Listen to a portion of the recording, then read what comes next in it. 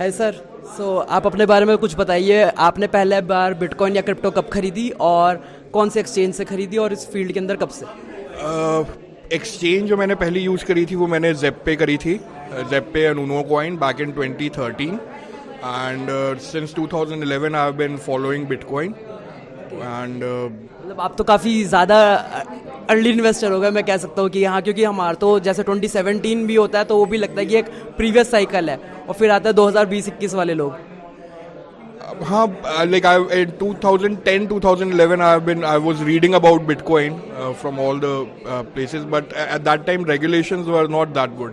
तो इंडिया के अंदर 2013 में फर्स्ट RBI बैंकेट बैन लगा था, तो that used to make people scared. Like I have done a lot of mistake because of these regulations. Till now it's not regulated. 2018 RBI banquet blank की बात कर, 2013 was the first RBI banquet ban. मतलब ये तो पता भी नहीं था, मतलब हमारे को ये पता था कि वजीर-एक्स जब आया तो 2018 के अंदर लगा था RBI का. 2018 was the bank ban, but RBI did a 2013 also they banned it.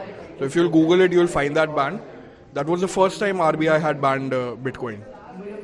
2013. अच्छा हाँ, शायद उस टाइम पे तो पीयर टू पीयर का कंसेप्ट ही नहीं था, डायरेक्ट सिर्फ एक्सचेंजेस से ही खरीद सकते थे.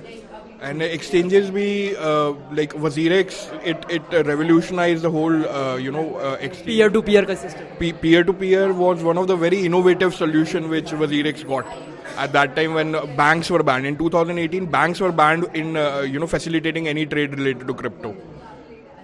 और अभी आप क्या कर रहे हैं? अभी आप कौन सी कम्युनिटी, मतलब बोलने की बात नहीं है, शार्डियम की इन्होंने स्वेटशर्ट पहन रखी है, फिर भी आप शार्डियम के अंदर अपना रोल बताइए.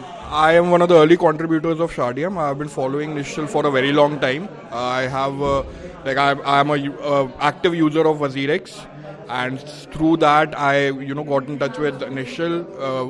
I was following him on Twitter. On 2nd Feb he announced Shardium, so then we joined the community and we started contributing, started interacting with the community. There I found 3 like-minded people.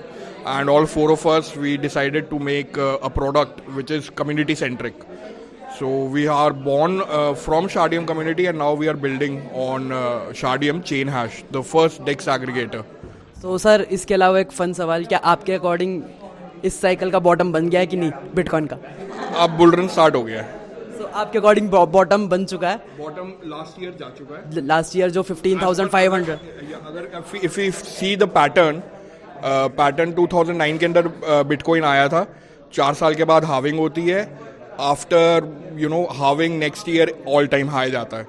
तो all time high जाने के बाद फिर धीरे धीरे वो bottom आता है. तो as per the pattern 2022 was the bottom year, red year. Now 2023 it will start increasing, 2024 it will be halving and 2025 it will be ATH again. As we said कि हमें लर्न फ्रॉम द बेस्ट, और जो आदमी इतने time से cycle है और charts को फॉलो कर रहा है, so we could say that हम इनकी नॉलेज के ऊपर ट्रस्ट कर सकते हैं.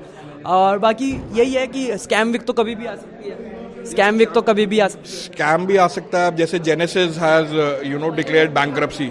Genesis was one of the early players. तो इस चीज़ के अंदर अगर ये कोई कहेगा कि they can forecast something, it's wrong. Nobody knows anything because this is in very nascent stage. ये बहुत नया है.